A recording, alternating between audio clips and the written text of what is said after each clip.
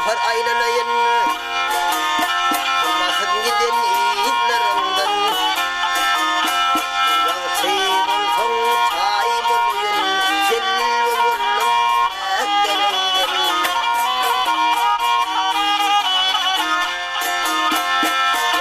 Uğruna yıkansam safar kabul ettiğimiz yeter.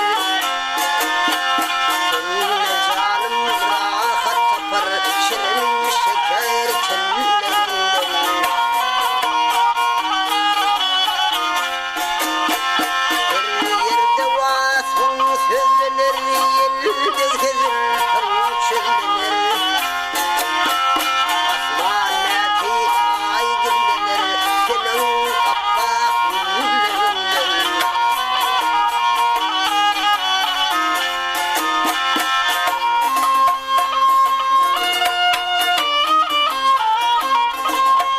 Ay yanaklarım gül bolupdur, vahletin tatlı bal bolupdur. Bağda bilbil lal bolupdur, şirin şeker tillerinden.